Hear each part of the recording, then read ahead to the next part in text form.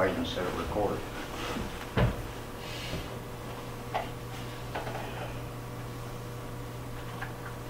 But we've got chapter 3. I actually had it scheduled over 2 weeks, so that works out good on it. So today, let's go over the first part of the chapter, which is talking about just protocols in general.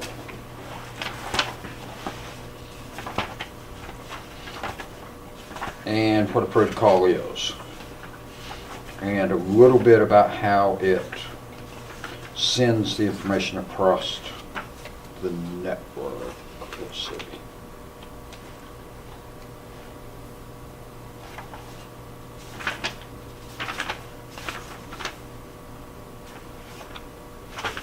And then next week, where it gets into standards organizations, we'll talk about that next week. Okay? So we'll talk about standard organizations, but the big part we'll talk there is about the models for networking. And there's 2 models, and you're going to need to know those. With the protocols, they are sets of rules, and there's protocols in human life, and then there's the protocols that we're using on the computer. And let's look at it first in terms of people as humans, of what a protocol is, and then let's talk about them in terms of on the computer and what protocol goes there.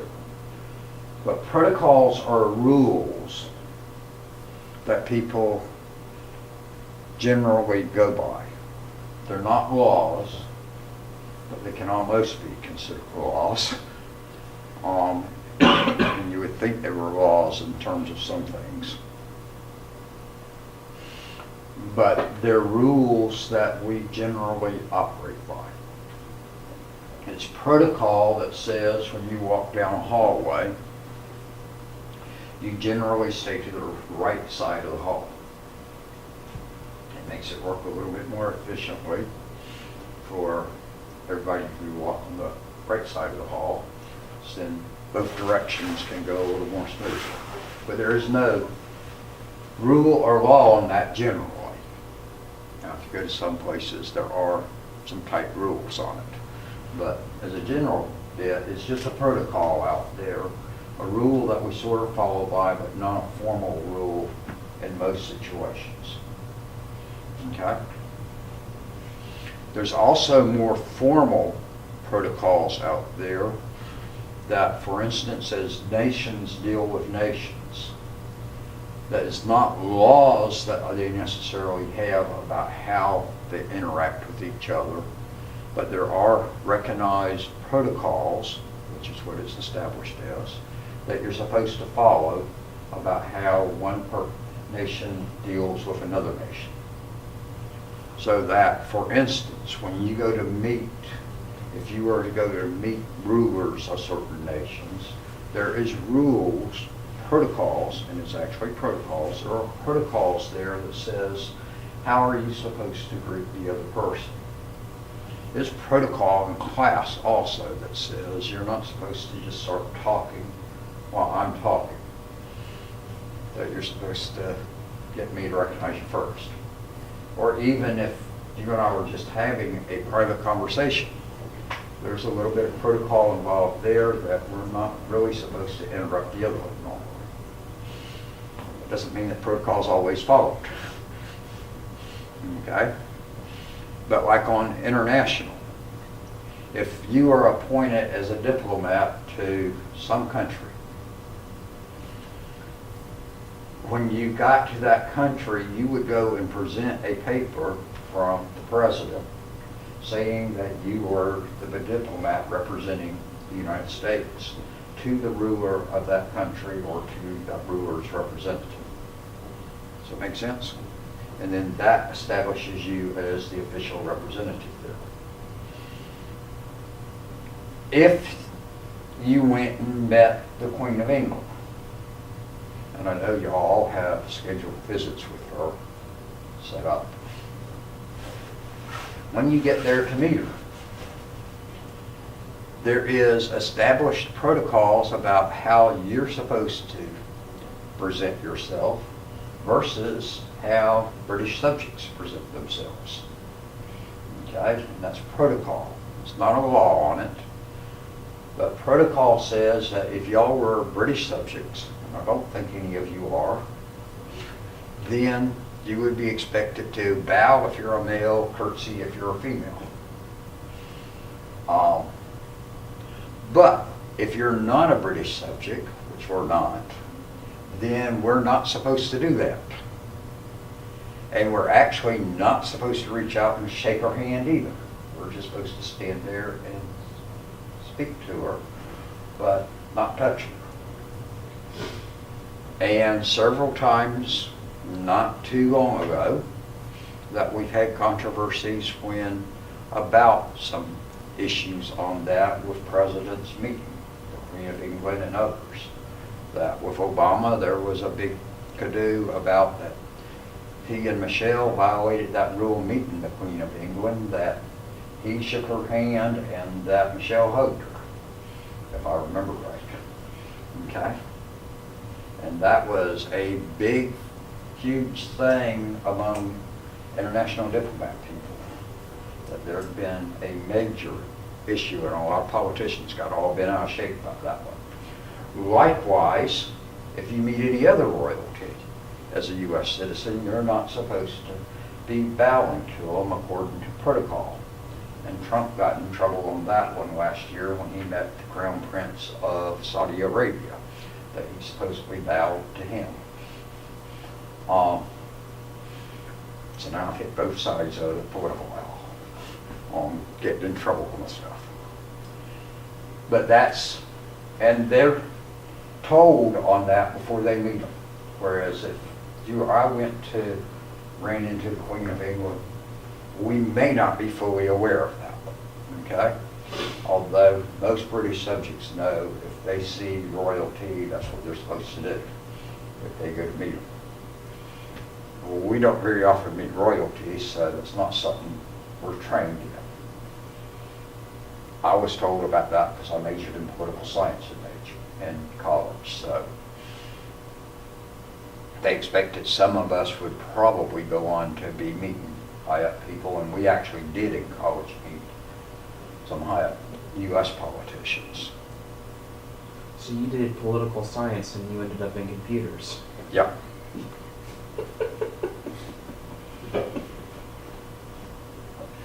That was my major in college, and because when I got to college, that was what I was going to major in, and then I had my choice of taking foreign language math or computer programming courses, of taking two out of that combination. And it was really supposed to be the foreign language area, and I went, no, I'm not doing foreign language, because I'd already done 3 years of French in elementary school that I got absolutely nothing out of. We watched it on TV every week from public TV.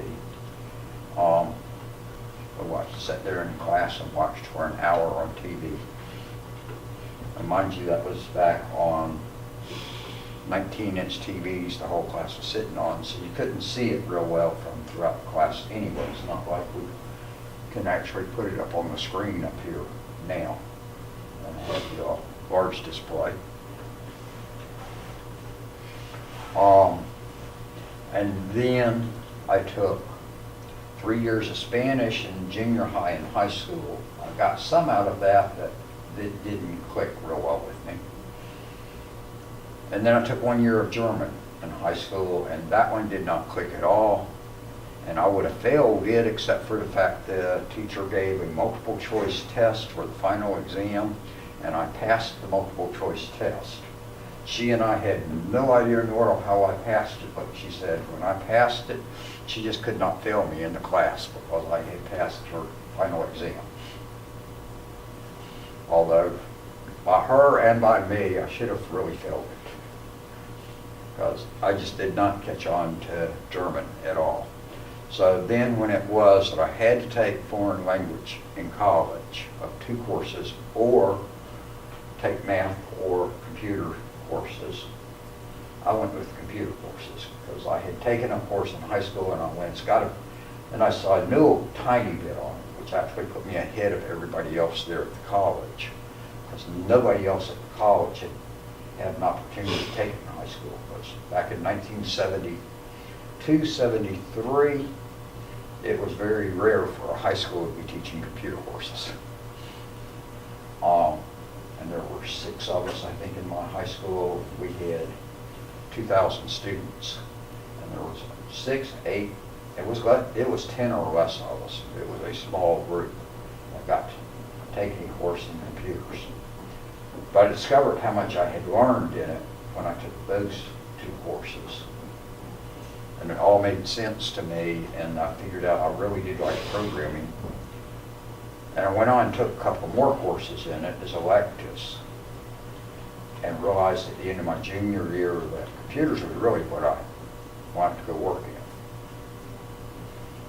But at that point, as I was coming on down to the last semester of my senior year, and that I knew that would be really where I wanted to be, I had 2 more semesters to get a bachelor's degree in business with computers, because they didn't have just a computer. Or take 1 course in political science and get my degree.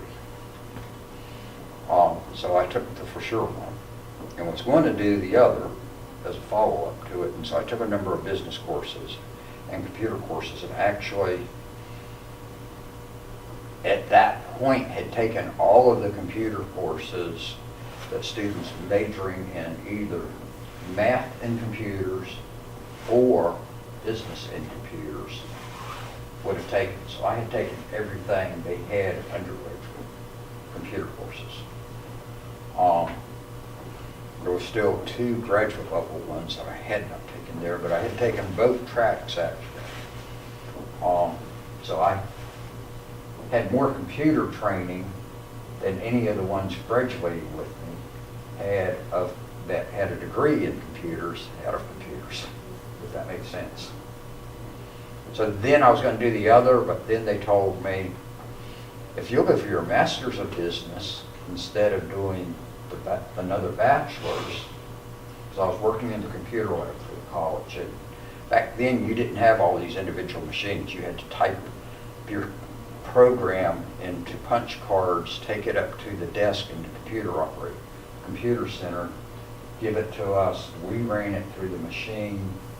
A printout came back from the computer in Columbia, South Carolina, 100 miles from where we were, and printed out, and then we gave you back your cards and your printout. So normal students never touched the machine, but there was a group I was paid to run their programs, and they would stick them in a box there, and then we'd run them as fast as we could run them. And there'd be a backlog at times. Because a lot of other students in the college thought the same thing as me, that computers have got to be easier than foreign language. And if you think about it, though, it really made sense, because in both cases, you were learning how to think something differently and to go into another logic system. So it really was another language. And I really think if I could slow down and study some on a foreign language since then, that I could pick up a foreign language now, because I now really understand how to learn language. As I've learned probably 15 or 20 computer languages. Because I did the computer languages like I'd heard you should do a foreign language, but I couldn't seem to do. But I did it with computer language. I learned to think in that language, that I changed my thinking to that computer language instead of just trying to convert everything to just doing in that language. So they told me I could get paid more working in the computer center, get in-state tuition, because I was out of state there at college in South Carolina, if I went for the master's instead of for the bachelor's, and I'd have to take 2 more undergraduate business courses to get myself going, and that I could take the other 2 computer courses I wanted to take as electives in my MBA. So I got a Master's of Business Administration. Today, it would be an MBA in IT or computers or something to that title. But in the 70s, MBAs were just plain MBAs, and you chose 2 electives on it, but they didn't. When they gave you the degree, they didn't say anything about what area you had gone into. Now you got specializations in it. So as the world changes. So I don't have a computer degree. But in any event, you got all those protocols out there and rules to go by. And if you notice right there in my story, I didn't exactly follow the rules because you were supposed to have a business degree, bachelor's in business, before you went for a master's in business. But I did have to pick up all the required undergraduate courses. So I didn't exactly follow the rules. And then I got a doctorate in education, and finally, after I'd been teaching for 10 years, so I finally got close to what I'm doing. Because prior to that point, people will go, you don't even have a degree in what you do. You're teaching computers and you don't have a degree in teaching or computers. Now at least I do have a degree in teaching, and then I've taken additional courses and I meet the requirements of any college anywhere to teach computers because I've got 18 graduate semester hours in computers. So I went on and took 3 more courses back in 2007, 2008 to get myself up to the full number of graduate courses. And I'm continuing to update. So I'm taking a train-the-trainer class right now on A+, on the new A+ certification. I listened to an hour last night and hope to do the other hour today and get myself back caught up in the class because they canceled the class on Tuesday night and I'm having to listen on recordings. And maybe I can listen live tonight.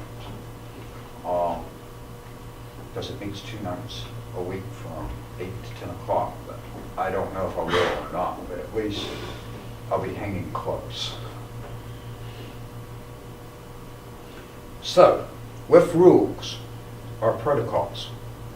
Now, on the computer, as the computers talk back and forth with each other, and a lot of these protocols that we're going to talk about right here, you as a user, just as a user, are not using the protocols. You as an administrator of the network are encountering the protocols. Does that make sense? Now there are some protocols you as a user will directly use. HTTP being the prime example. When you go out there to go to a web page, you're actually using the HTTP protocol, Hypertext Transfer Protocol, and that's where what you use to send the request to the server and you get the page back. Now, most of the time, you don't ever put the HTTP in, although occasionally you have to. But if you look up on the up on the top of the page where it shows the URL to you, you'll notice it does almost always starts off with HTTP. Okay? Or it starts with HTTPS, which is the secure HTTP. Yes, the secure comes in front when you spell it out in full words, and the S comes after in the acronym. Okay? And the difference being that if you use just plain HTTP, it's sending it across the network in plain text. And anybody essentially wiretapping that picks up the conversation across the internet can understand, pull out everything that you've transmitted. Okay? Which means you want to use HTTPS anytime that you're going to put personal information on there. Okay? And what happens is when it's HTTPS, it sends it encrypted across the network. So then if somebody can still see the information going across, but they can't see what the real information is because it's encrypted. although they can still break that if they go through enough trouble on it. It's not 100% secure, but nothing is 100% secure if you're going to put it out on the internet. Okay? No matter how well you encrypt it. But you can make it fairly secure. And you're going to know that when you're on a web page by a couple of ways. One is that it's going to say HTTPS with the S on it up there instead of just plain HTTP. Second thing is the browser is going to show a lock symbol to you somewhere on that screen. In Chrome, it will have the lock right before the HTTPS. In Internet Explorer, it seems like it was over on the right side, and Firefox, I think, puts it down at the bottom of the page, or used to. Okay, so it sits somewhere around on there. And so you can look for that locked lock. And some of them show you an unlocked lock if it's not secure. So if you're going to put in your credit card number, you want to make sure it is secure. So that's there. So that's one protocol. And that's one that y'all all, that's two protocols actually. That's two that y'all all use. Okay? Now, inside, between the machines, there's a lot of communications going on. And even sending that request for that web page and sending it back, there's a whole number of other protocols that are used by the machines as they talk back and forth. So there's all kinds of rules on how all that conversation goes on in there. And really think back when you're doing anything in the real world. There's a lot of times that there's additional communication occurring besides just us talking back and forth to each other. Those facial expressions. If you're driving down the road, you're reading the signs that are on the road. That's one thing for you, telling you what to do. You may be listening to the GPS tell you where to go, which may or may not make sense at times.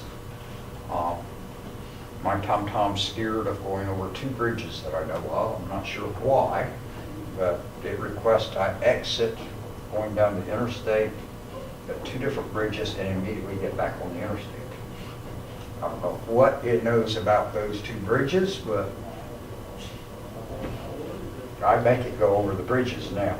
Because I took it up on its bit one time when I had time and went, I wonder what way it's going to take me where I was going, because I knew where I was going. And I got off and it told me to get right back on. So, for some reason, it scared certain bridges. Also, TomTom and Google have both led me off onto impossible routes. Gave me a shortcut to get from one place to another place, and since I have a regular Saturn out there and not a duck Saturn, I could not accomplish it because it took me down a road. In one case, it got narrower and narrower. Both of them got narrower. And then one case, it quit being pavement and turned to gravel, and we got down to a river. Because that's when I was in Kentucky, was on a mission trip a couple of years ago. We left where we'd been working, and we were going to get back to the hotel, and there was a federal prison sitting there at that town, which was their major industry in the town. And somebody in a car wanted to see what the prison looked like. And there were several of us that, well, we've seen prisons, and the rest of us had all done some work at some point in a prison, because I taught in a prison in South Georgia a few years ago for one summer. So I have been in a prison. And I'm going, they look the same to me when I've seen them, and I've seen the inside of one. But if you want to see it, we can drive by it. I said, we're going to be able to see it from the road. I said, they're not going to let you up closer. So we drove by it, and then when we pulled out of it, we went, well, let's just let Google tell us how to get back, because there's probably a shorter way than the way we knew that main road around to get there, and to get back and meet the others to go to supper. We followed it, and we started, and it told us to turn on this road, and we're going in the direction that we knew we'd be supposed to be going. And we're going along, and it started off a paved 2-lane road with lines painted on it. And then it went to paved road with no lines painted on it and got narrower. And then it turned to gravel. And somewhere along there, I made the comment, when you get to the river, stop. And we continued on, came around the curve, and lo and behold, there was the river. And we looked, and just down the river and across was where the road came on the other side, just like Google showed it. Except for we had to drive through water that we didn't know how deep it was or whatever else, and it was fairly wide and looked like it had some depth to it. And we're going, no, we're not doing that. I turned around and went all the way back around and finally got to the hotel, and the others were going, that we were to meet there, the rest of our group, and they said, where in the world have y'all been? We said, you don't really want to know. And then last week, I was over near Elberton, Georgia, and went to come back here after I'd gone and helped a friend, former student of mine, set up actually a video game that she bought for her child, one of those nice console ones that Walmart had at Christmas time. And she didn't trust setting it up, and I said, okay, I can come over here on that Monday holiday. I can stop by your house and help you set the thing up for her child. I left her house right at dark, and so I just put it on my TomTom to come back over here. Well, what was the fastest way? Well, it started me out, and I thought, okay, these roads are, and then it said turn. And it was not a highway one, but a narrower road, and looked like just a private housing road on it. But I've turned and followed it, and I'm going, this is a little bit smaller road, but apparently it knows a shortcut on around to get to the other to finally get to I-85 to come back. I'm going down it and come around a curve, and it's paved all the way down. And there was water running down there with a large creek running there, and the road straight across from me, but I'm going, no. And it was actually a regular creek bed there. It wasn't that they were having a flash flood or something at that point. But it was supposed to be normal running, and I went, you've got to be kidding. Now, I've been twice led off onto this bit. As I turned around, I had room this time. I had fairly good room to turn around. The other one, we were on a narrow spot. And it took us a little bit to get the vehicle turned around. And this one actually had space, and obviously it had been designed that you were supposed to turn around there normally. Except for, if it was in a drought, I imagine you could probably drive it straight across, because I think they did have it there. But as wet as it's been recently, it was definitely running water, and I'm going, no, I'm not going across there. I don't know what it's like under that water. So be careful on that. But there's rules out there that we have multiple things as we're sending information. So notice you're reading the street signs, you're listening to something else, and somebody else may be telling you some stuff too about where you're going or something else in the midst of it all. Okay? So there's lots of, and the engine's got to keep running to keep the car going down the road, so it's getting its input that's different than what you're doing.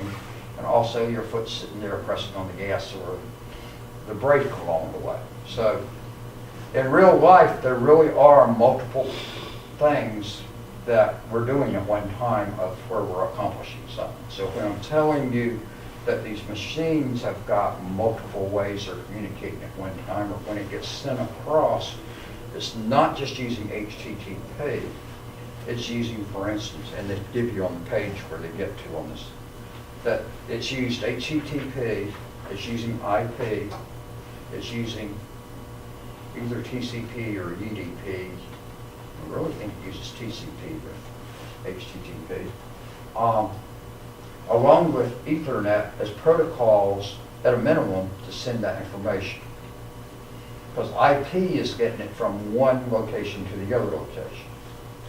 TCP or UDP, which one does it give right there? Or are you on the page, Christy? Depends on what page you're on. Yeah, depending on what page you're on.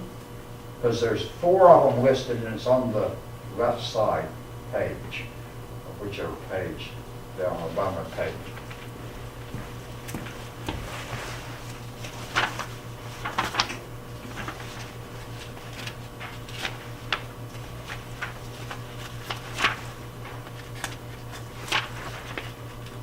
HTTP, TCP, IP, Ethernet. Yeah, that would be it, wherever you are. Yeah, there we are on 104. Okay? Okay. So it's using TCP. TCP is establishing the session between the machines and is making sure stuff is delivered. HTTP is actually bringing our data, taking our data request and bringing the actual data back. That's just handling the data, okay? TCP is maintaining the session right there for us. IP is getting the addressing so that our request gets from our machine to the correct server and from that server back to our specific machine. Okay?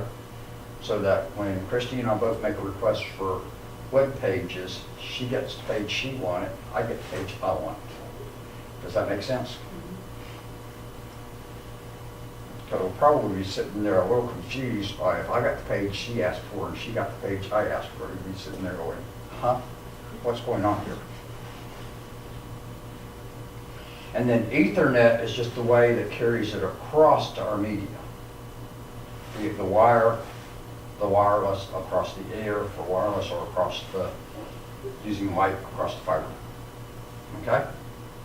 Do y'all follow on that? So it's going to use,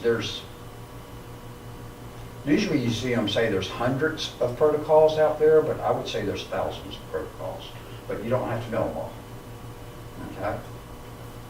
There's just a group of them, and they actually have them in the book for us. And then we're going to talk about some more as we go through the book. Right now, they're just introducing them to you. Later in the book, we're going to spend time on different ones of them. So this is really an introduction chapter, again, just like I said, chapter 1 was. Then, but the machines have got to know what other machines are out there, so they're going to be talking to each other in the background, establishing who's the other machines and how do we get from one place to another place.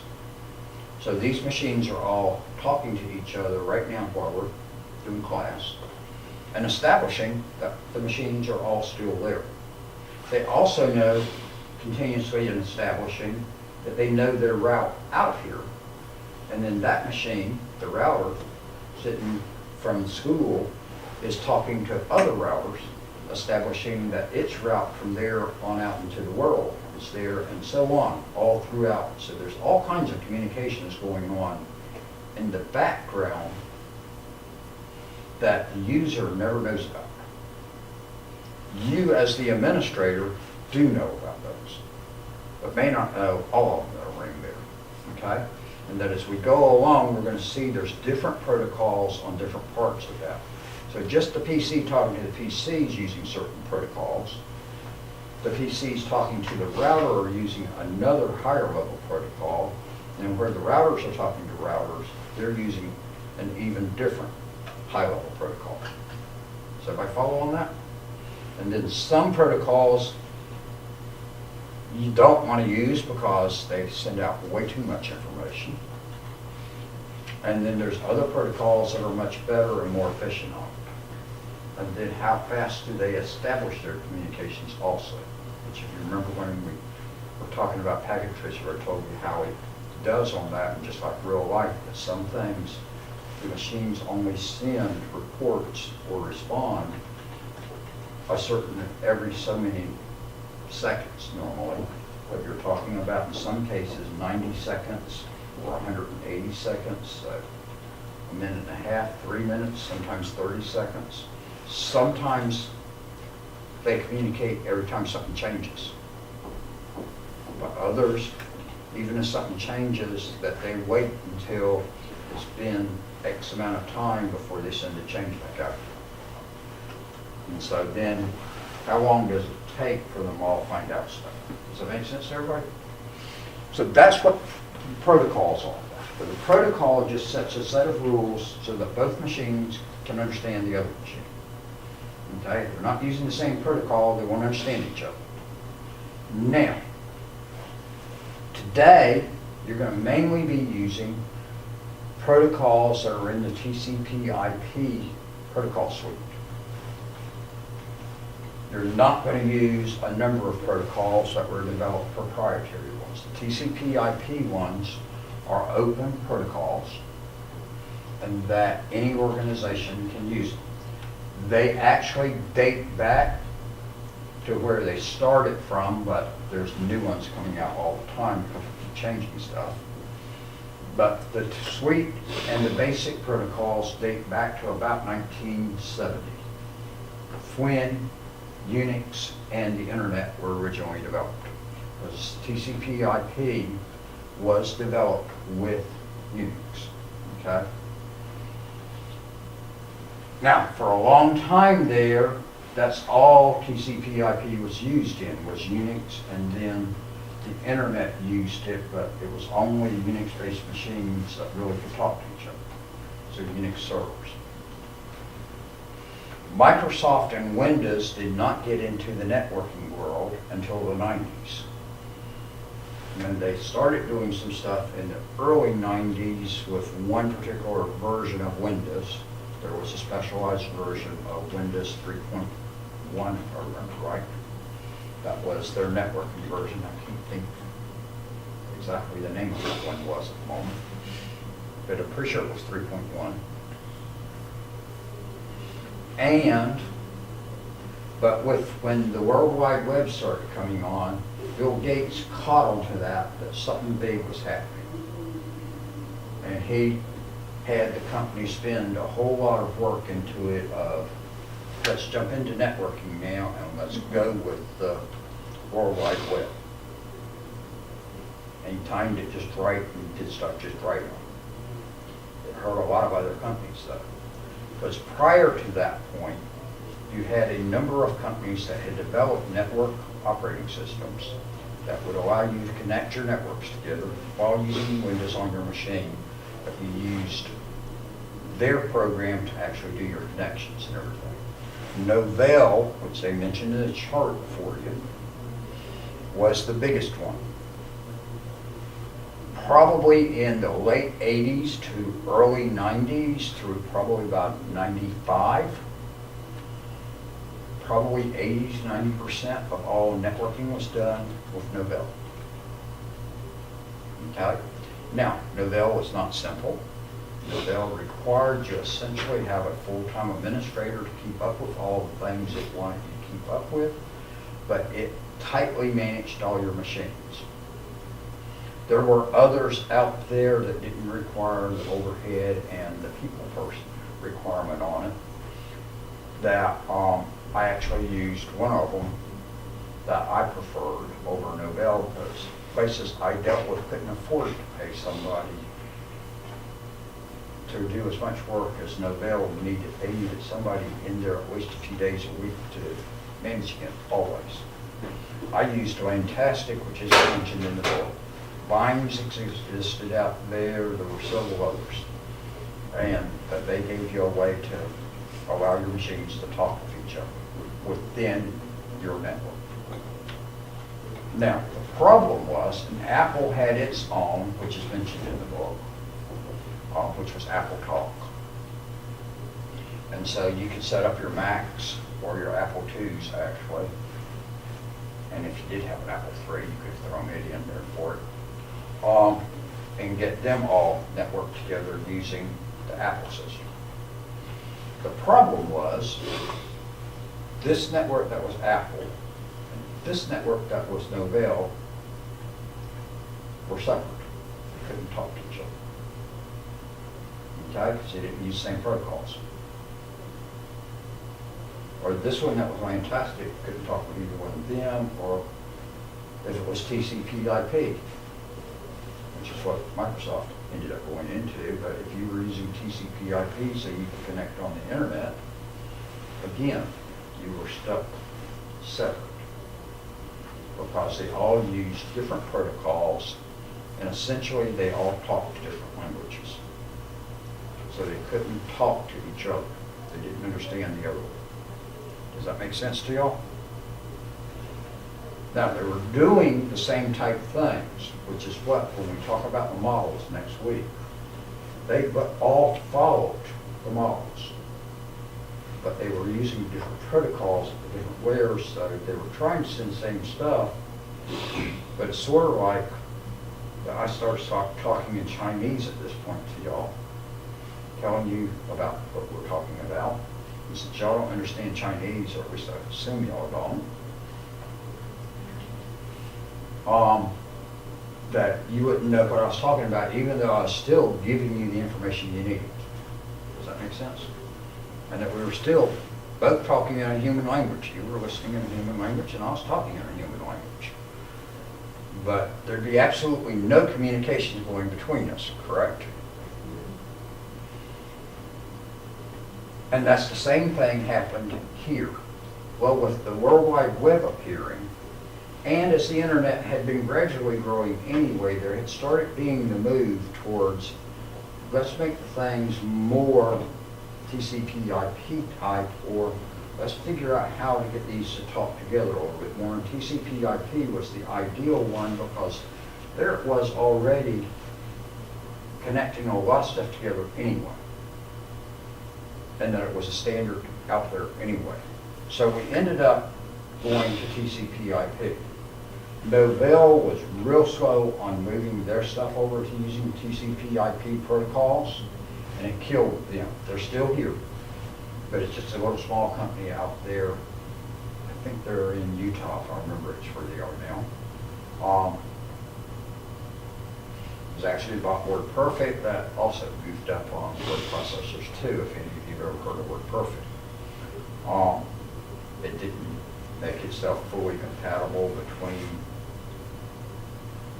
the word processors. Because think about it today, if you do it as a plain Word document, you can open it up in Google Docs or in Word and work with it. Or in Open Office, and there's commonality between those. It didn't used to be. If it was a Word document, you could only use it in Word. If it was a Google document, you could only use it in Google. If it was a WordStar document, you only work in WordStar. And that you had to use the correct one. Now, there's commonality between them. There's also some differences on them, so some things might not work exactly right, but you know, we should read the document. So, you will see Novell still occasionally out there. School systems still, for some reason, use Novell quite often. So you'll see school systems still using Novell a lot of times. So you'll see that's the management tool they use, because they were early ones jumping on into doing networking, and that they liked the management Novell gave, and school systems generally could hire that additional person or have somebody that spent half their week just working on managing that. It manages a whole lot better now, and it's a good product there, and it gives some more management things to you that you might not get other places. So you will see Novell still out there some. In that chart, it tells you that there's OSI protocols. This is the only time I have ever seen those listed there, because actually the OSI is the model, ISO is the organization. I didn't realize ISO had their own sub-protocols there, because ISO really is supposedly been using TCP/IP all along the way. So I'm not sure where that column in the table came from. But TCP/IP is the one that everything's standard on. Apple, you may find some places, some small places, or places that haven't updated their equipment with Apple over the years, possibly still using AppleTalk. But AppleTalk will work with TCP/IP now, so Apple has made it into where it connects across to TCP/IP. We will mention in terms of Novell, the IPX and SPX protocols, You will hear those two mentioned later on in the course, because they're similar to TCP/IP ones. And I see those up here on certification tests sometimes as options. If you see a protocol end with the letter X, it's probably one of no bells. If you see a protocol that has the word talk in it, it's probably Apple. Okay? So that everything Apple had, they tended to put them all as something talk. No bell like Phonex on is into theirs. So that's a little help giveaway to you on some questions sometimes. But that is, so we've got, and a protocol suite is just a whole group of protocols that are related together to accomplish jobs, okay? TCP/IP consists of hundreds to thousands of protocols. We're not really worried about most of them, but we're going to talk about some. There are some protocols we are going to talk about, not so much in this course, but if you go on through the second, third, and fourth course of Cisco that you'll talk about later that really don't fit in a suite. Okay? Questions on all of that? So if you notice on that chart, the ones at the bottom there really don't belong in a suite right there, where they mentioned the Ethernet, PPP, frame relay, and such. Ethernet we're going to talk about in this class. PPP will get some mention.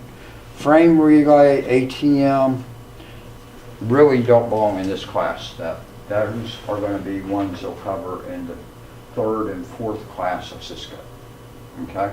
They're used to connect networks to networks. So that's where the routers are talking to each other. At this point, we're really just talking about inside your network, pretty much. Okay? Although PPP gets used for small networks connecting out to the larger networks, so like from your home connection, you're most likely going to be using PPP going out from your house to your ISP connection. Okay? So you will see those there. And then WLAN, we will talk about that some in here because WLAN is wireless. Okay? So, and Ethernet's actually going to work across wireless or wired. So, although it started as a wired approach. And we'll see that there were some other approaches also. All right, question on those. So we're going to go primarily from a TCP/IP approach from here on. TCP is a protocol in the TCP/IP suite, and IP is a protocol in there. Okay? Not necessarily the most used, but they're also heavily used protocols. And so that's where they came up with the name on it. And when we'll look at the model next week, we're going to see that that's going to be your protocols on two layers, like TCP. It's going to be a case of you're going to use TCP sometimes, and you're going to use another one called UDP other times. Okay? Are going to be used. So it's not always, but IP, you're pretty much nowadays going to be going with IP. Now, which version of IP you're using is going to be the question. You can use IP version 4 or IP version 6. And so that one is going through change right now. Actually has been since about 98, and we're much closer to going to IP version 6 as the standard now than we were then, although if you go back and read columns from 1998-99, everything said within a year we will have to be all on IP version 6. But then they figured out a way around the problem we had then, which was we ran out of IP addresses. And they also wanted to make something a little more secure, and IP version 6 is more secure than IP version 4. We're still using IP version 4 now, predominantly, because we figured out ways around it, and figured out ways that, with the number of addresses we had, to then manage. IP version 4 dates back to about 1980. IP version 6 was about there, 96, 97, somewhere in there. There was an IP version 5 they started on, but it was just going to be enhancing IP version 4, and that was being developed right there in the mid-90s, and then the internet exploded with the World Wide Web. And IP version 4 was not prepared for that. And so they just dropped IP version 5 and went to IP version 6, because they needed to do something to come up with a whole new addressing scheme to allow enough addresses.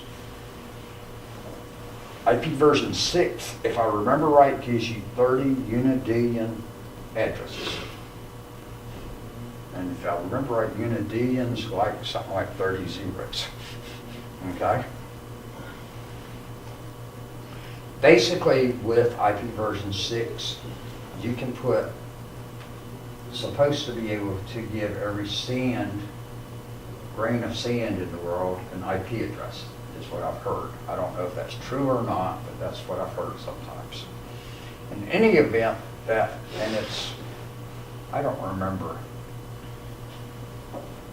I think it's millions of addresses per human it would amount to, or at least hundreds of thousands. It's a ton of addresses to be gotten per human existing now. Okay? The expectation by a lot of people is that we'll never run out of addresses now. Okay? I don't exactly buy into that one. Yes, as things stand now, no, we're not going to run out of addresses. But we keep adding more things we want addresses on. It's kind of like with the, how they thought we wouldn't run out of the other, but then everyone started carrying like multiple That's devices. where I'm coming to. But now we're going to have like multiple like body devices as well as other. Because there, who knows what in 5 years we're going to be putting IP addresses on. But we're putting IP addresses on stuff now that 10 years ago it was science fiction. Okay? Because you're putting them on the light bulbs so that you can tell Alexa to turn the lights out. You're putting them on ceiling fans. You're putting them all over the place out there in that car. You're putting them on bodies now, as I mentioned in the discussion. Y'all didn't see the discussion this week, correct? That you're putting them on all kinds of stuff in bodies, that you're implanting stuff in people, but you're also putting them on all kinds of medical devices on us. So if you had a pacemaker on you, it may well have an IP address so that they can update it and stuff along the way. Or if you've got an insulin pump, a lot of those have got IP addresses now to be able to be managed from without having to actually work on it, and that you can implant these things and then do stuff with them. Obviously with artificial limbs and stuff, but there's all kinds of things you could be putting addresses to do that, to make them even more realistic. And so on. So, you never reuse an IP address? Like, say, from one of the very first ones that never gets reused later on, they always have to have a new one? No, IP addresses can be reused. Now, MAC addresses is a whole different situation when we get to those, okay? Which we'll mention next week. MAC addresses are burned into the device at time of manufacture, and every device has to have a separate MAC address in the world. Okay? However, we are reusing some MAC addresses now, that stuff that was originally built for networks, we know are absolutely not being used anymore because of speeds they worked at, etc. So companies are starting to recycle those. But you got a ton of those, just like IP version 6. So, IP version 6 has that, quote, unlimited potential. But keep in mind, we're not talking about anymore about just being on Earth. But Musk and others say they're going to have us on Mars within 10 years. Okay? What happens when we expand out into the galaxy? how many more addresses are we gonna need for all kinds of stuff from that point then? We may be, and I suspect there probably already is some of this. It may even be put IP addresses on clothes. That somehow you choose the right clothing or whatever, and so that you don't end up with wrong matching stuff, or that you have clothes change colors depending on what the need is. So that instead of my jacket not matching exactly with my shirt, that I could push a button on my phone and tell the jacket to change to neon green. Because I thought all of y'all would stay awake if I came in and taught class today in a neon green jacket. Actually, y'all are joining Christie on laughing the whole class period. Right? Yeah, it's already been done. They, Like- it's terrible and they're uncomfortable, but it's been done. And like I said, I suspect it probably was, but there's another case of, think of what you could do with all of that, or think about people in nursing homes. Instead of somebody having to check diapers or whatever, or babies, have a sensor in there that tells you and sends a message to you. And whether that's been done or not, I don't know, but that would be a labor-saving object there and make people more comfortable, right? But at some point, I'm sure it will be done. And done at a low cost, and where your Pampers are all come with the sensor built in it. But then who thought about light bulbs having an IP address on them also a few years ago? How absurd did that sound? Okay? And you go to buy light bulbs, they sell light bulbs there. They cost a good bit more, but you can buy a light bulb with the IP address sensor in it. So then that Alexa or whatever can control it. Or if these windows really open, that we could have a sensor on them, that in the evening that it could have out there, we could have something out there that checks the temperature and if it's raining or not, and it automatically open and close based on the sensor sitting out there on top of the hill out there to tell the windows in the school to open and close, depending on the weather. And you can do that now. Because you can buy the stuff to, when you're sitting here in class, that you go, ooh, did I lock the front door or not? If you've got one of those new door locks, you can lock the front door from here or unlock it. Okay?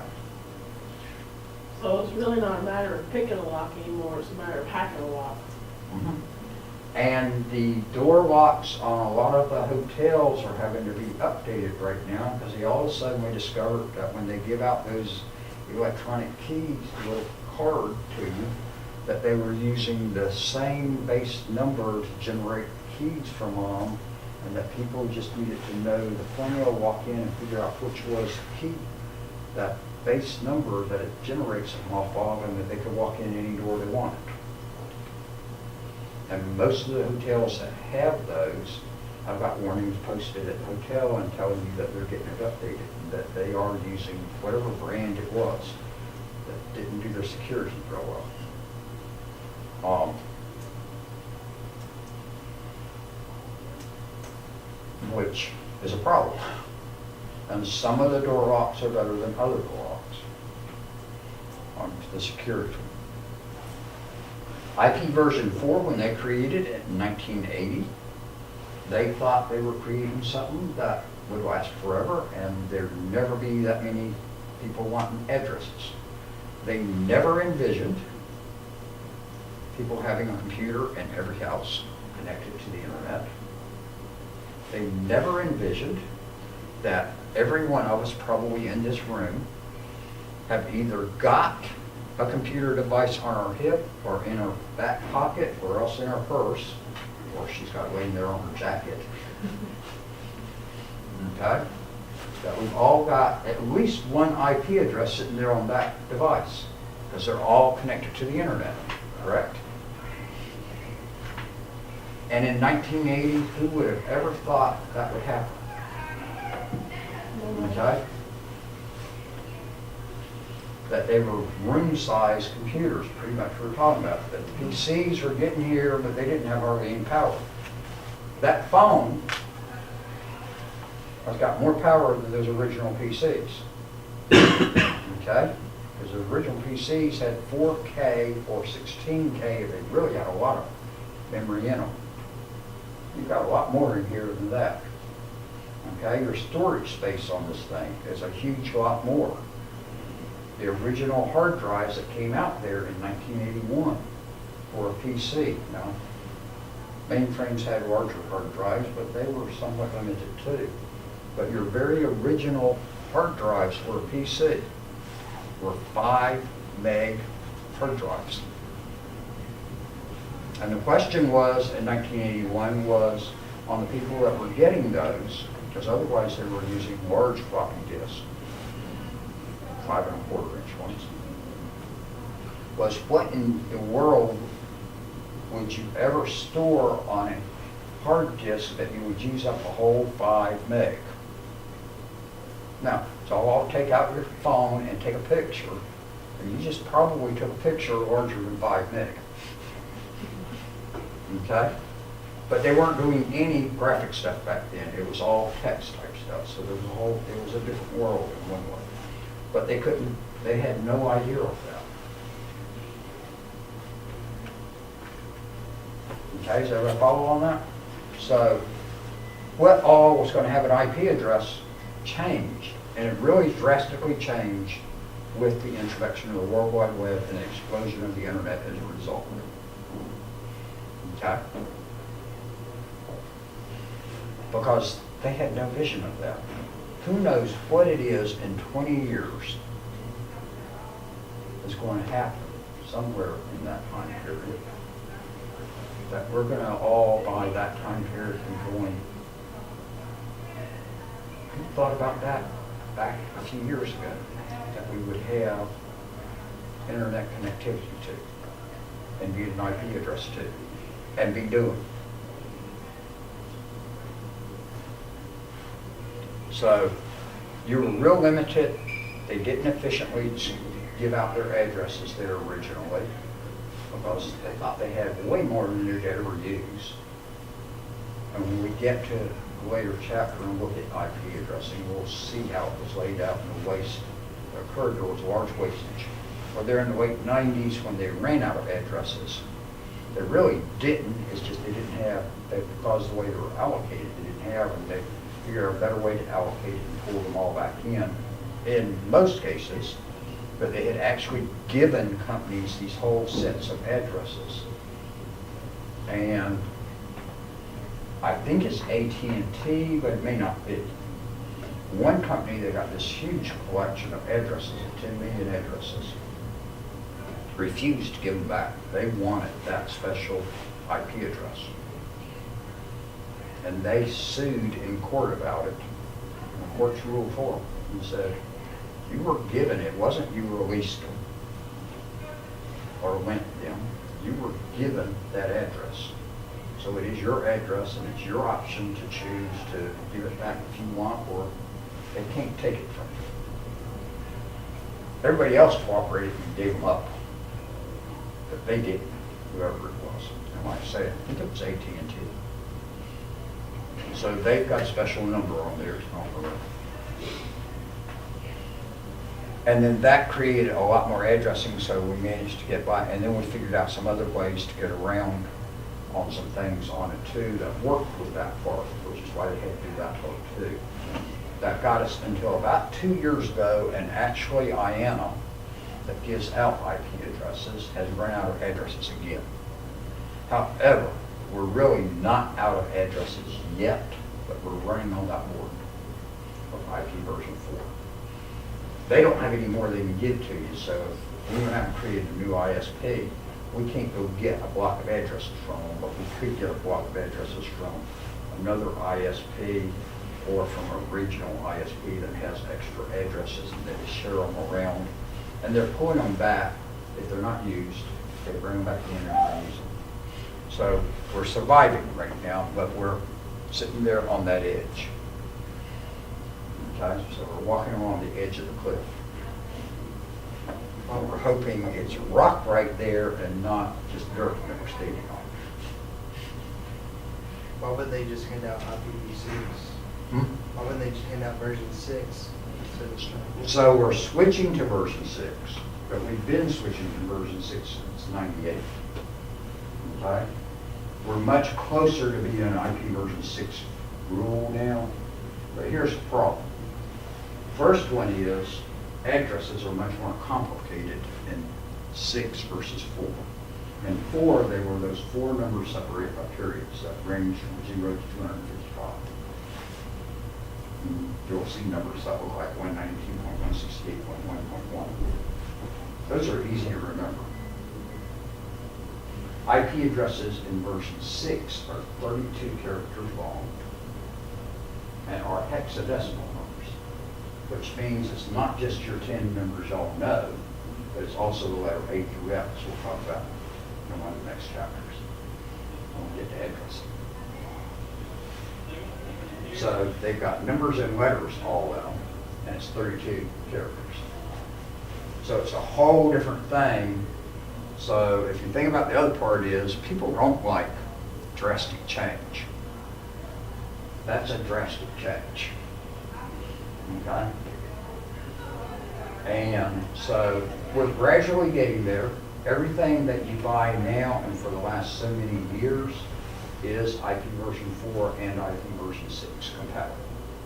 The federal government a couple of years ago established everything that they have, or just about everything they have, and they tested it on 2 different days. And this was back in the Obama administration, so it was like a year before he went out. They established everything they have is now IP version 6 compatible. You're about to lose your phone. And it has broken, I wonder. Strap gave out. Thank you. I did not hold it for you. So I really liked it that way. But I'll survive it this way. In any event, there's a lot of cases where there's stuff that's running, a lot of things are now doing IP version 6 and doing IP version 4. Your home connections, you may well be getting both an IP version 4 and a 6 address. Some ISPs give out both, some just give. Comcast gives you both. I'm on Comcast, so I can tell you that one. Northland Communications, which I'm on also elsewhere, does not. They only give you 4. I think the Trenton Telephone, I think they're still on 4. But I got one of their students in one of my classes. One of their employees is a student in my class, correct? And from what he said, I think they're still purely 4. So you've got things, you're working both ways at this point. There's people that will say we're going to be all IP version 6 within just a couple of years. I would disagree, but there's people, if you go back to 98, said we'd be completely IP version 6 by the year 2000. Year 2000 was 20 years ago. So they sort of missed on that one. I think you will still see heavy IP version 4 usage for at least 5 to 10 more years. But we'll gradually move more and more IP version 6, and then it'll gradually start fading out. And I think somewhere in that later of the 5 to 10 years, you'll see IP version 6 go disappearing. Cisco obviously still thinks IP version 4 is going to be the heavy part because your text, which is written by them, is still heavy IP version 4 and just a little bit of IP version 6. Now, I will tell you this, if I can get this PowerPoint fixed that I want to, I think stuff ADA compliant and stuff out with it all. Back probably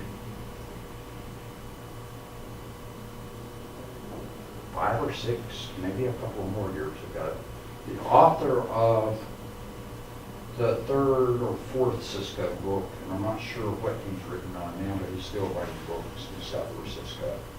I heard him do a presentation on IP version 6 like 5-6 years ago somewhere out in San Jose, California. You think I remember from flying to San Jose and back, but I can't.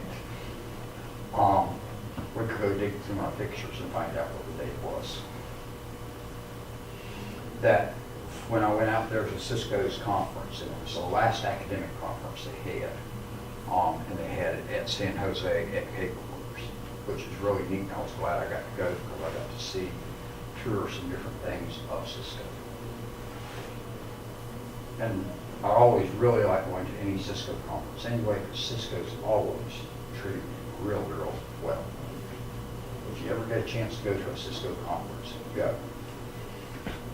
You will eat real well, you will get entertained well, etc., and trained well. Okay? They'll go for the training, and you'll end up with some really good entertainment there, and they always serve good food. They don't serve you just a firehouse sub for lunch, cold. It's going to be hot food, hot subs, whatever they're serving subs. They'll serve even elaborate dinners, etc. So I really enjoy theirs always. And then they have some really neat speakers on their national conferences. I heard Chuck Yeager, the one that did all of the test piloting stuff leading into the space programs. I heard him speak one year in San Diego. They took us to San Diego Zoo and had us in San Diego's, the park, the Zyga Zoo, completely for the whole conference. I was out there that year and had table after table scattered all through it of food of different varieties, and then had all these actors out there talking with us and everything. So really neat always. And I've been to Orlando with them, North Carolina with them, and somewhere else that's, if I get a chance to go to their stuff, it's always neat. But he gave us a presentation on IP version 6, and he gave me the PowerPoint for it, which is probably 250 slides long, but it really goes through and explains IP version 6 real well. He and I sat there and ate breakfast that morning together, and he was asking me where I was going, because he and I had talked on and off at different times, and I've corresponded with him a few times since. I can't think of his name right at the moment, but if he told me his name, I'd tell you who he was. And if I send him an email, he will respond back to me immediately. We wouldn't know each other, we saw each other on the street, but we definitely know each other across the internet. He told me that morning I already knew what he was going to be covering. I told him I was going to his session. He said, but you already know that stuff because we've been talking a few minutes about what we did and stuff. And I said, no, I'm not comfortable with IP version 6. I know some on it, but I'm not comfortable. I went and he fully explained. I'm still not fully comfortable with it right now because I don't use it on a daily basis. IP version 4 I've used constantly for 20 years. So I know IP version 4 backwards and forwards. IP version 6, I'm still trying to figure some stuff out on. But if I get confused, I can look back at this PowerPoint and find the information I want. It will tell us how many zeros comes after the 1 for the 30 unit unit. Okay? Also tells you how the addressing schemes all are and everything else. I want to get that one to you, but it was not done ADA style, so it does not have all text on all the pictures, and it's got lots and lots of illustrations all through it. That's what it is, and it really works by itself. Y'all can just look through it without hearing me or him and learn stuff in it. Now, once I get it there and y'all do see it, don't expect to remember everything he tells you in the thing. I don't. Okay? And I know a lot more about IP version 6 than I think any of y'all do. And I phrase that carefully because sometimes I get students in here that know something or another more than I know. Because I don't know everything. But it was, and that the way he did it really was good. So that's why I've used to put it in the classes. I've actually got it sitting in some, but it's not appearing for them. We'll have to hide it because it has to be made with the IDA marking out from college. And basically what that means is I've got to go through every one of those slides and click on every one of those pictures and put it all text on it so that somebody that can't see that goes to view that presentation still knows what's, as they read it or have a reader read it to them, it will tell them this slide's about whatever. Does that make sense, everybody? And actually, when y'all are in Blackboard, y'all can see things that tell you about that, because you'll see little markers that shows a green thing behind slide handouts and stuff. And also, you now see where you can have it read certain things to you also. But we have to make it for that today. Whether or not there's anybody in that class that is sight impaired, it has to be on that. Or it used to be, if we had somebody that did have sight impairment, we had to make it compatible for them then. But now we've got to make it compatible for everybody, no matter what. And if y'all haven't figured out, my schedule's a little full. And then people keep throwing more stuff at me. Right before I walked in this morning, and the reason I was a few minutes late, is I'm doing Skills USA networking competition for the state. And a guy down in Statesboro, Georgia is sort of helping me, but he does not want to be in charge of it. He and I work together on a bunch of stuff statewide. Terry and I, we go back a good little distance. And he's really good on stuff, and I'm really good on stuff, in my opinion. And that we work together on doing a number of things, and we've done a number of activities, planned and everything else. And he sort of helped step up and is helping me some on that. The programming contest, I used to do that one the previous 2 years. And I said, I really don't want to do this. They drafted me into it 2 years ago. The person at Gwinnett Tech that was doing it left, and somehow I got drafted in it. Well, will you run this thing for the state?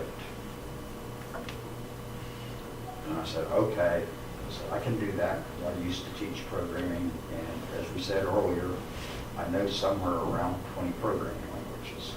So I said, I can handle that. And I was a programmer at one time. So that was my job at PMSC, was I was a senior programmer analyst. Although my business card says quality assurance. Never have quite figured that one out. Y'all can see it stuck on the bulletin board in my office down there. But my job title was Senior Programmer and Analyst. Learned some languages there that I didn't know before I went there, and I thought I knew a huge number of languages. They had some proprietary languages they used. And then they discovered I knew a language that they used to use 20 years before, and I dug them out of a hole one day. Because nobody else there, they didn't think anybody there in place even knew that language anymore, and I happened to have been on the project. I went, yeah, I do. And they signed a $1 billion contract to update the software for this company that bought it 20 years before. And then discovered that it wasn't written in what they wrote in anymore, and they didn't think anybody wrote in that anymore. And this was a 4,000 to 6,000 employee company, programmers and analysts. And they managed to get the right person on the team on that one, without realizing it. They assigned it to my team, and I dug them out the hole on that one. So I know it. And I said, I actually know 2 or more people working in this company that know it too, because one of them I taught it to, and the other one went to Augusta Tech, and I knew who taught them that language. So I said, I know they know it. So I said, if I need help, I know 2 people I can turn to if I've got to get some more help doing this job. And we pulled it off. So, in any event, with the protocols, let's run down this list of some that they've got for you there, another page or 2, on 107 and 108, if you're looking in the book. If you're sitting there using online, it's page 3.2.2.3. In case you were wondering what those numbers were that you keep seeing in the headings there in the book, that's what it matches to in the online curriculum. Because remember, that's how it's numbered out there. And so that's where they've got the two matching. Unfortunately, the online curriculum doesn't tell you what page it goes back to in the book. It does go from the book to the online. So let's look through this list here. At this point, you're not really needing to know a lot about each of these, just being aware that all of these are here. So don't think you got to learn all of these here. We're going to cover them in future chapters and really learn about them then, okay? Before y'all pin it on this. The first one they mention is domain name system. Y'all actually use that one, but you don't realize you're using that one, because that's the one that allows you to put in a name for a web page, and it goes and finds that page and brings it back to you. Because the internet network are not using names, actually. All of their transmission out there is using IP addresses and MAC addresses. Okay?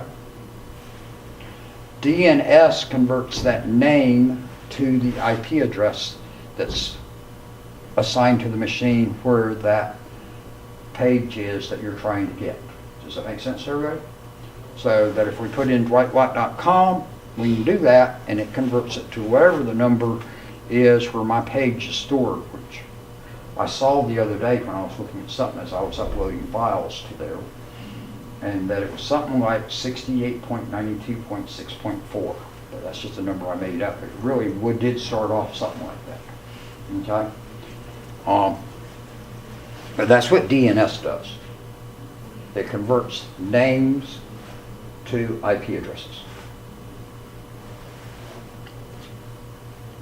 That next one, boot P, that is obsolete, and I don't know why in the world they got it on the list there. It hasn't been used in years. Okay? Other than it's the predecessor of the next one.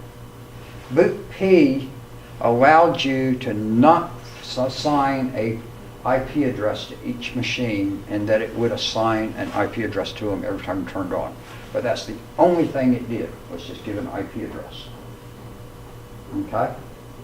I didn't see it used a whole lot, because actually when we came to doing that, which was part of where I said about the issue back there in the late 90s, that when we went to doing the other, we went to DHCP anyway, which is the next one. Dynamic Host Configuration Protocol. What that does is, instead of you having to assign an IP address to every machine, you have it, when it gets turned on, it releases an address from a pool of addresses that you keep up on a DHCP server. However, it's not just addresses. That DHCP could supply the name to the machine and can supply all kinds of other information that identifies that machine and assign it out there to it. Okay? So DHCP does a huge amount more than what BootP did. BootP just did the address. And we'll look at DHCP later, because that is well used, and that's what you're using in here. Your computer at home, even our phone probably, are all using DHCP. There's not an IP address assigned to your computer at home. When you turn it on, your router assigns, which is also a DHCP server, that your ISP, actually your cable modem or whatever, assigns, serves as a DHCP server also, and assigns an address to your machine. And we'll see how that works later in the book. SMTP, y'all all use that one, because I know you all do email. SMTP is the protocol used to send emails. Okay? POP3, or Post Office Protocol. That's not used as much now, but it used to be used heavily. It was the way to used to receive email. Now we're going to use the next one. But you could still use POP3. POP3 requires you to download your messages to the machine you're working on. So POP3 is still used by people sometimes to actually download the messages and store them on their machine. versus them sitting on the server. When we were using just POP3, before IMAP came out, it meant you couldn't go from machine to machine and work on your email. If you pulled it down on a machine, then that email was stuck on that machine, and you couldn't go to another machine and see that email because it was no longer on the server. Does that make sense to everybody? So IMAP came out there in the early 2000s, and that made what we do with Google Mail, Hotmail, etc., all realistic now. That we can work on any machine doing our email. And that it's all still sitting there and it remembers everything we did to it before. So we can go into our Google Mail on whatever machine and everything's marked correctly about what's read, not read, stuff's been trashed correctly, etc. Does that make sense to everybody? And IMAP is just there where they said it's the Internet Message Access Protocol. But that gives you the ability to work with your email on the server instead of it being on your local machine. And that's the way you're normally going to do with it now. That you just leave it sitting out there on the server. But you may want to download it to your PC to have the copies of it stored on your machine. Then you would use POP3 to still do that. And so when you set up email, you normally also set up both the IMAP and the POP3 account along with the SMTP. If you don't set up the SMTP one, you'll never send any email. You'll just be able to receive it but not send any. And so those will be there. File transfer protocol, which is the next one, is the ability to transfer files from one machine to another. I use FTP all the time to upload my web pages and like my video for church on Sunday. That I put that in Dropbox, or I upload my other pages. I develop them on my machine and then I upload. So I'm constantly using FTP to transfer files from one machine to another machine. So you'll use FTP a good little bit. A lot of times you don't really realize you're using FTP anymore. Now, that is a confusing acronym though. The protocol that you use is File Transfer Protocol, FTP. And the program that you actually use is an FTP program, which is File Transfer Program. Okay, so that one can have two meanings on it, of whether it's the program or it's the protocol that it uses.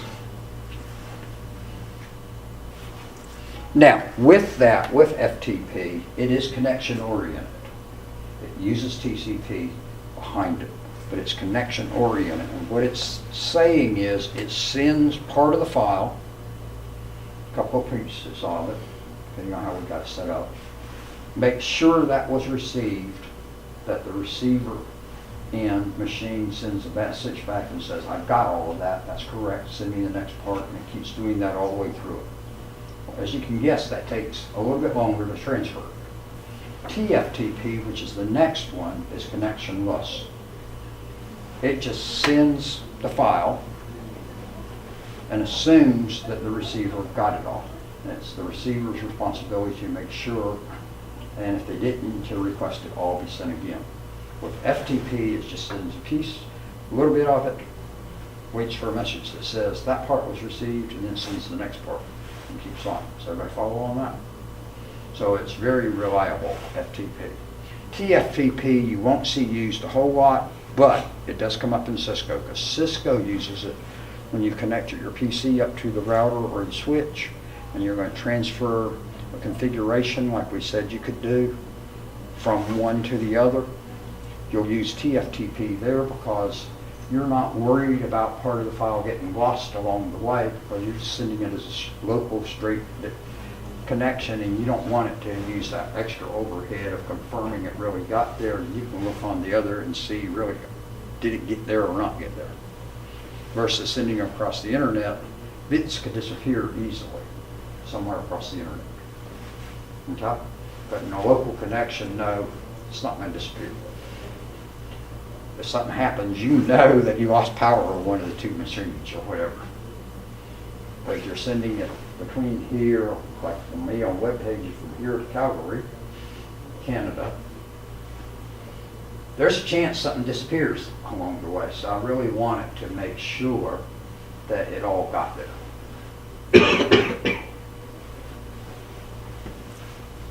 All right, HTTP, I already told you about that one, because that's the one used with your web pages. And they don't have HTTPS on this chart, but that's one that you'll definitely have to know later on also, and it will be mentioned later on. They're just giving you a cross section here, just to give you an idea of what protocols are. On the next page, they did mention the UDP and TCP, which maintains our session and sends the information across.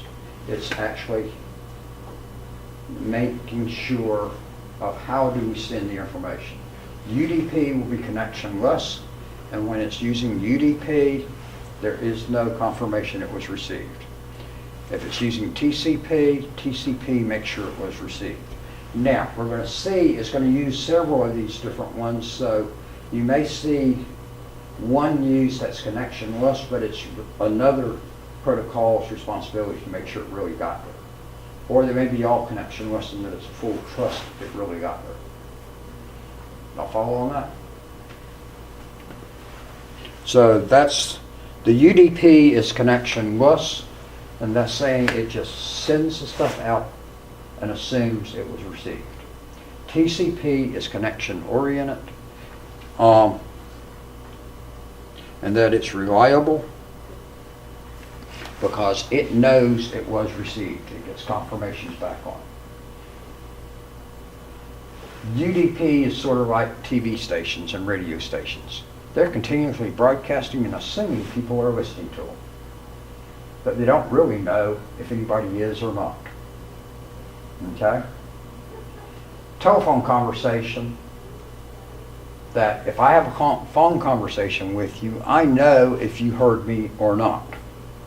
Because we're going to, at different points in the conversation, if there's a doubt about the other one hearing you, they're going to stop and go, ask, are they still there or something? If you started going off talking for a few minutes on them and you don't hear anything out of them and it's dead silence, you may well stop along the way and go, are you still there? Because it amazes us when we manage to have a really good, clear telephone line like we're supposed to. So it's connection oriented because you know the other end's there and listening to you. Does that make sense to you? So real life uses these two. Then they talk about, and they're saying these are on certain layers, but you don't know about what those layers are yet because they don't tell you about that till later in the chapter. That's what we're going to talk about next week. So where it says transport layer or internet layer right here, you're going, what is that? You don't know. We haven't told you that yet. Okay? We've just thrown in some Greek at you at this point. But next week we'll answer that question. Okay? So then they mention about the internet protocol, which we already mentioned, which is IP. And like I mentioned, there's a version 4 and version 6. And there actually, as you go back in ancient history of the 70s, there was a 1, 2, and a 3. Just there never was a 5. Okay? And I gave you the reason on that one. They were going to do a 5 and started to do it and realized what they were going to do was not what they needed to do, and they just threw the whole thing out and started over.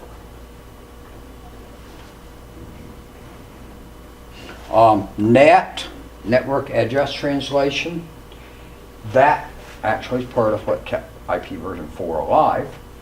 That is where we can have private addresses that aren't used on the internet all here within the organization, and that we only have one real address for the school, or at home you only have one real address that connects out to your ISP. But you've got multiple devices in your house that have private addresses, and we're going to talk about private versus public later on. And so we don't have to have a public address for everybody now. But it sits there, the NAT protocol keeps up with as it converts them from private to public to send them out. So we've got hundreds of devices using one public address. The NAT is what does it. Okay, and keeps track of what it sent out and knows what address was it came from. So when the response comes back, which is sent to that machine, and as far as the outsider, for instance, at Google. Google just sees, they've just sent tons of stuff to schools, one address. They don't see it that they sent stuff to his machine, to your machine, to your machine. They just saw, they've sent tons of things coming to that one address. Does that make sense? And so that's what NAT does, is converts those inside private addresses, multiples of them, to one outside address and vice versa. Now, there's ways that you can sneak around on that one and actually go from the outside to the inside to a machine. And I have done for a couple of companies where I punched pinholes in their NAT server and could get things through it. So that I told it, when something comes into you, if it's got this address on it, it really belongs to this machine in there. So I swear, hardwired it to realize where to go.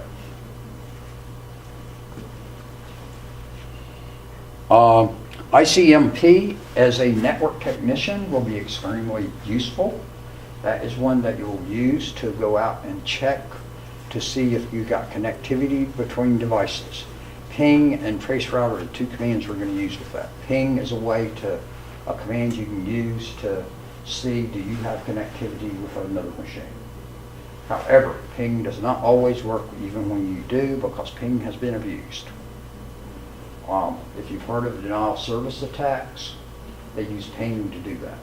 And ping is a high-level message. When a machine gets a ping message, it ranks above everything else, and it's supposed to answer that and ignore the other things while it answers it. Which means that your bad people can write programs to send tons of pings at a machine, for instance a router, and lock down that whole network of not allowing traffic through on it, because it's sitting there just trying to respond to all this ton of pings. And that happens out there, and that's the things you hear about in the news. It's just the botnets. And that's the next piece of it, though. So you can do it just from one machine, which is what historically it was done. But that was fairly easy to get around. If it happened, you just blocked all traffic from the address it was coming from. Okay?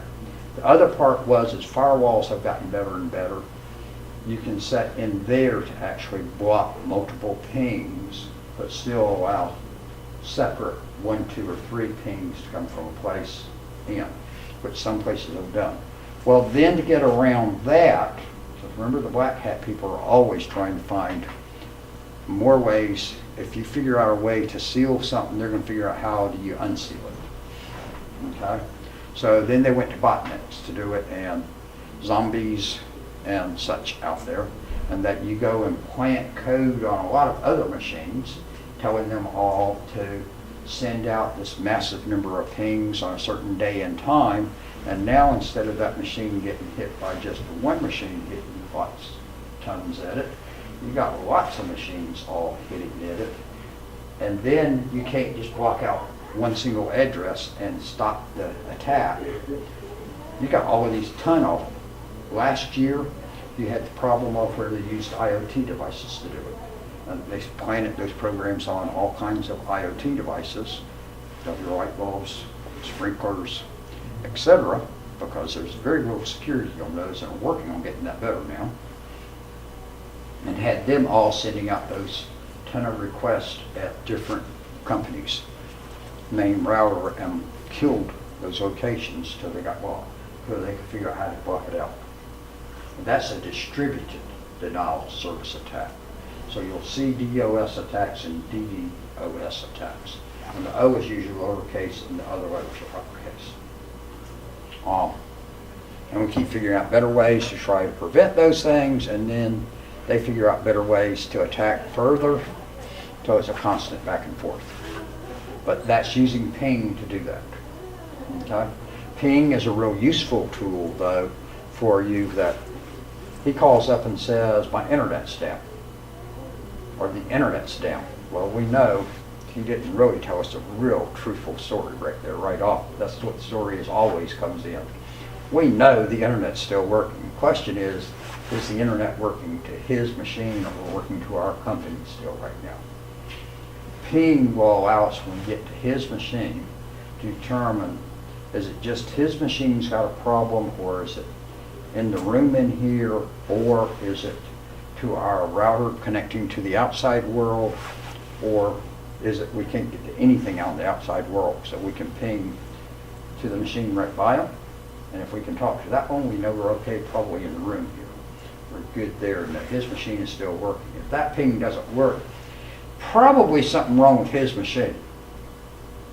We may discover that he thought that yellow cable coming out of the back of the thing didn't look good, so he unplugged it. That does happen. Or he listened to my lecture today about something about addressing and went, I'm going to put my own IP address in this machine and not with DHCP, and now we've got a collision out there of two machines got the same address. Or who knows what, or his network card may have just burned up and quit. They had enough of this cold weather and went south. Oh, wait a minute, we're in the south, aren't we? Then the next ones, open shortest path for OSPF, the EI grip, and the point-to-point are actually ones for router-to-router and are beyond this course. Okay? You'll use those if you take Cisco 3 and 4, you'll get to those. Particularly Cisco 4, but I think they've moved it back in Cisco 3 if I remember right now. So they keep moving stuff around on me in courses. ARP is sort of like DNS, but works at a different level. ARP will allow us to put a MAC address in and find out what the IP address is assigned to that machine. DNS allowed us to convert a domain name to an IP address, and I can't think for some reason, yesterday or today, there is another protocol that will allow us to convert IP addresses to MAC addresses. But this will allow us to go from MAC address back to IP address, which gets much harder. IP addresses are associated with networks. So when you look at an IP address, you can see what network it's on. MAC addresses just purely have to do with the machine and doesn't tell us anything about where it's located at. Because they're the ones that are put in there at time of manufacture. And basically, MAC addresses are not changeable. We will say that they tell you that they can be changed slightly in a couple of cases, but for most purposes, a MAC address is burned in the network connector at time of manufacture and cannot be changed from there on. And we'll talk about those later on. Ethernet is just the rules for how our wiring is and how our networks are connected up. Okay? And we actually use Ethernet not just for wiring, it was originally for wiring on coax cable actually, and it was twisted pair, and we actually use Ethernet across wireless and fiber also. So it really doesn't, it's not media dependent. And then there's drivers for your network devices, and they throw that in at the bottom, but that's not protocol. So it really doesn't belong on the list. Any questions? Because the clock says it's 10 till 12. And I thought this one might be a little bit shorter because it took me a little bit less time in the other class on this part, but we wandered off a time or two also. So, and y'all didn't raise any objection on that, so that's the way it was.